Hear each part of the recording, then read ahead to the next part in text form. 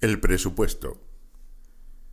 En nuestra oficina regía el mismo presupuesto desde el año 1920 y tantos, o sea, desde una época en la que la mayoría de nosotros estábamos luchando con la geografía y con los quebrados. Sin embargo, el jefe se acordaba del acontecimiento y a veces, cuando el trabajo disminuía, se sentaba familiarmente sobre uno de nuestros escritorios y así, con las piernas colgantes que mostraban después del pantalón unos inmaculados calcetines blancos, nos relataba con su vieja emoción y las 598 palabras de costumbre el lejano y magnífico día en que su jefe, él era entonces oficial primero, le había palmeado el hombro y le había dicho: «Muchacho, tenemos presupuesto nuevo», con la sonrisa amplia y satisfecha del que ya ha calculado cuántas camisas se va a comprar con el aumento. Un nuevo presupuesto es la ambición máxima de una oficina pública. Nosotros sabíamos que otras dependencias de personal más numeroso que la nuestra habían obtenido presupuesto cada 2 o 3 años, y las mirábamos desde nuestra pequeña isla administrativa con la misma desesperada resignación con la que Robinson veía desfilar los barcos por el horizonte, sabiendo que era tan inútil hacer señales como sentir envidia. Nuestra envidia o nuestras señales hubieran servido de poco, pues ni en los mejores tiempos pasamos de 9 empleados, y era lógico que nadie se preocupara de una oficina así de reducida. Como sabíamos que nada ni nadie en el mundo mejoraría nuestros gajes, limitábamos nuestra esperanza a una progresiva reducción de las salidas y en base a un cooperativismo harto elemental lo habíamos logrado en buena parte. Yo, por ejemplo, pagaba la hierba, el auxiliar primero el té de la tarde, el auxiliar segundo el azúcar, las tostadas el oficial primero y el oficial segundo la manteca. Las 2 dactilógrafas y el portero estaban exonerados, pero el jefe, como ganaba un poco más, pagaba el diario que leíamos entre todos. Nuestras diversiones particulares se habían también achicado al mínimo. Íbamos al cine una vez por mes, teniendo buen cuidado de ver todos diferentes películas, de modo que relatándolas luego en la oficina estuviéramos al tanto de lo que se estrenaba. Habíamos fomentado el culto de juegos de atención, tales como las damas y el ajedrez, que costaban poco y mantenían el tiempo sin bostezos. Jugábamos de 5 a 6 cuando ya era imposible que llegaran nuevos expedientes, ya que el letrero de la ventanilla advertía que después de las 5 no se recibían asuntos. Tantas veces lo habíamos leído que al final no sabíamos quién lo había inventado, ni siquiera qué concepto respondía exactamente a la palabra asunto. A veces alguien venía y preguntaba el número de su asunto. Nosotros le dábamos el del expediente y el hombre se iba satisfecho. De modo que un asunto podía ser, por ejemplo, un expediente. En realidad, la vida que pasábamos allí no era mala. De vez en cuando el jefe se creía en la obligación de mostrarnos las ventajas de la administración pública sobre el comercio, y algunos de nosotros pensábamos que ya era un poco tarde para que opinara diferente. Uno de sus argumentos era la seguridad de que no nos dejarían cesantes. Para que ello pudiera acontecer, era preciso que se reuniesen los senadores, y nosotros sabíamos que los senadores apenas sí se reunían cuando tenían que interpelar a un ministro, de modo que por ese lado el jefe tenía razón. La seguridad existía. Claro que también existía la otra seguridad, la de que nunca tendríamos un aumento que nos permitiera comprar sobre todo al contado. Pero el jefe, que tampoco podía comprarlo, consideraba que no era ese el momento de ponerse a criticar su empleo ni tampoco el nuestro. Y como siempre, tenía razón.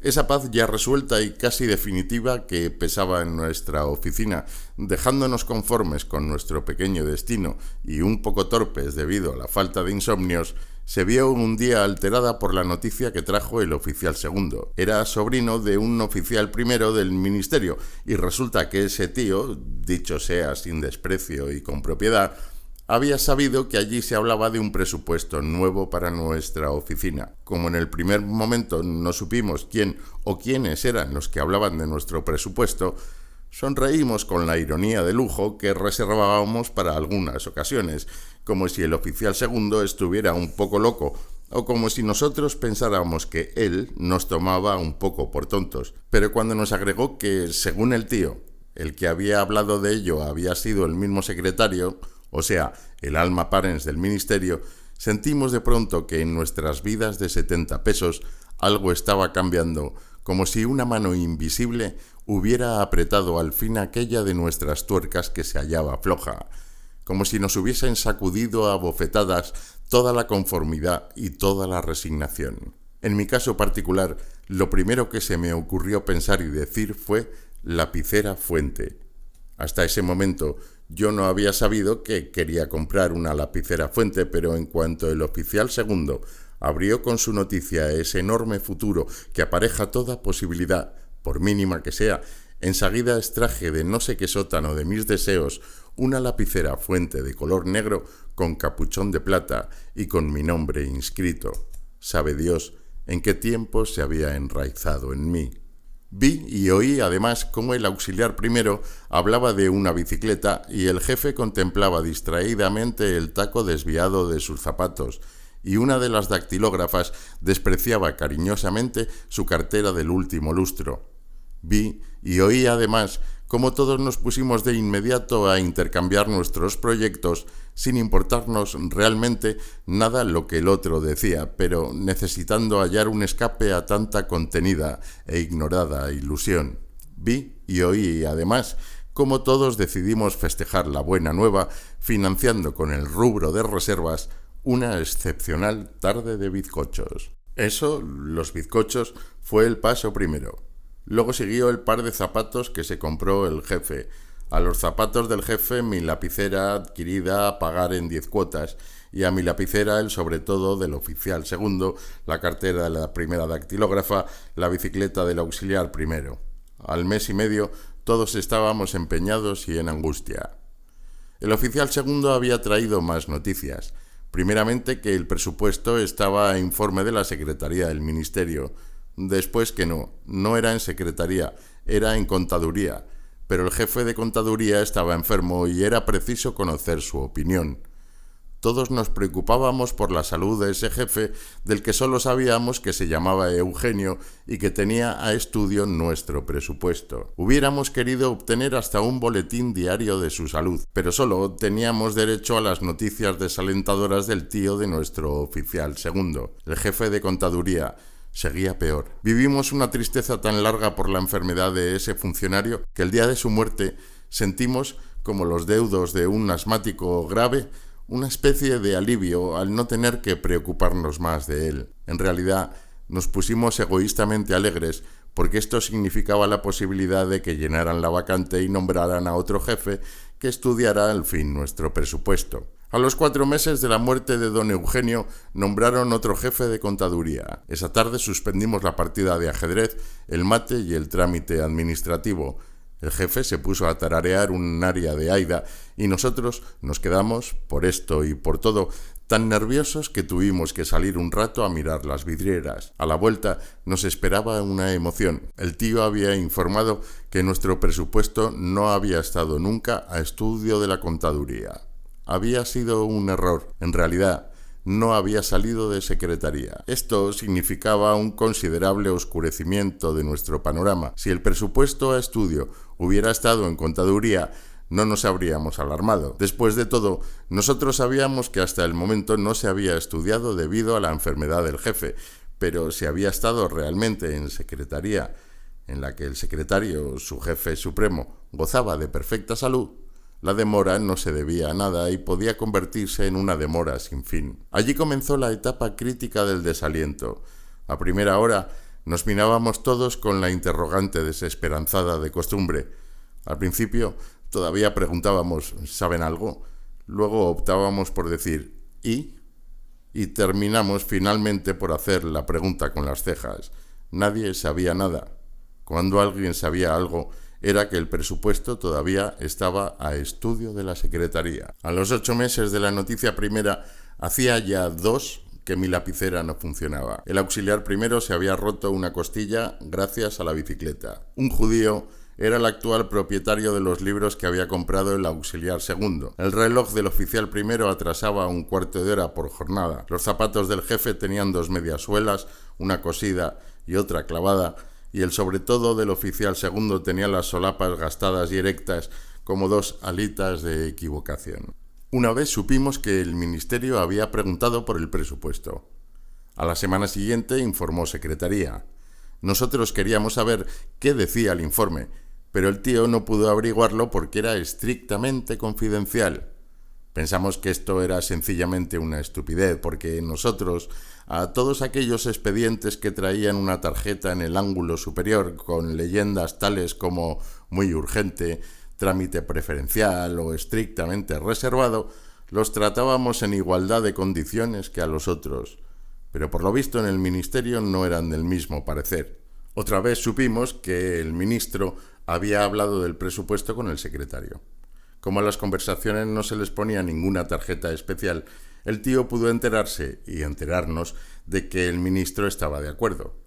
¿Con qué y con quién estaba de acuerdo? Cuando el tío quiso averiguar esto último, el ministro ya no estaba de acuerdo. Entonces, sin otra explicación, comprendimos que antes había estado de acuerdo con nosotros. Otra vez supimos que el presupuesto había sido reformado.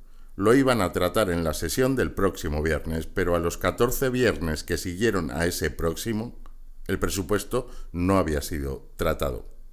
Entonces empezamos a vigilar las fechas de las próximas sesiones y cada sábado nos decíamos, bueno, ahora será hasta el viernes, veremos qué pasa entonces. Llegaba el viernes y no pasaba nada. Y el sábado nos decíamos, bueno, será hasta el viernes, veremos qué pasa entonces. Y no pasaba nada, y no pasaba nunca nada de nada. Yo estaba ya demasiado empeñado para permanecer impasible porque la lapicera me había estropeado el ritmo económico y desde entonces yo no había podido recuperar mi equilibrio. Por eso fue que se me ocurrió que podríamos visitar al ministro. Durante varias tardes estuvimos ensayando la entrevista. El oficial primero hacía de ministro y el jefe, que había sido designado por aclamación para hablar en nombre de todos, le presentaba nuestro reclamo. Cuando estuvimos conformes en el ensayo, pedimos audiencia en el ministerio y nos la concedieron para el jueves. El jueves dejamos pues en la oficina a una de las dactilógrafas y al portero, y los demás nos fuimos a conversar con el ministro. Conversar con el ministro no es lo mismo que conversar con otra persona. Para conversar con el ministro hay que esperar 2 horas y media y a veces ocurre, como nos pasó precisamente a nosotros, que ni al cabo de esas 2 horas y media se puede conversar con el ministro. Solo llegamos a presencia del secretario, quien tomó nota de las palabras del jefe, muy inferiores al peor de los ensayos en los que nadie tartamudeaba, y volvió con la respuesta del ministro, de que se trataría nuestro presupuesto en la sesión del día siguiente. Cuando, relativamente satisfechos, salíamos del ministerio, vimos que un auto se detenía en la puerta y que de él bajaba el ministro. Nos pareció un poco extraño que el secretario nos hubiera traído la respuesta personal del ministro sin que éste estuviese presente, pero en realidad nos convenía más confiar un poco y todos asentimos con satisfacción y desahogo cuando el jefe opinó que el secretario seguramente habría consultado al ministro por teléfono. Al otro día, a las 5 de la tarde, estábamos bastante nerviosos. Las 5 de la tarde era la hora que nos habían dado para preguntar. Habíamos trabajado muy poco. Estábamos demasiado inquietos como para que las cosas nos salieran bien. Nadie decía nada. El jefe ni siquiera tarareaba su aria. Dejamos pasar 6 minutos de estricta prudencia. Luego, el jefe discó el número que todos nos sabíamos de memoria y pidió con el secretario. La conversación duró muy poco. Entre los varios sí, así, a bueno del jefe, se escuchaba el ronquido indistinto del otro. Cuando el jefe colgó el tubo, todos sabíamos la respuesta. Solo para confirmarla pusimos atención. Parece que hoy no tuvieron tiempo, pero dice el ministro que el presupuesto será tratado sin falta en la sesión del próximo viernes.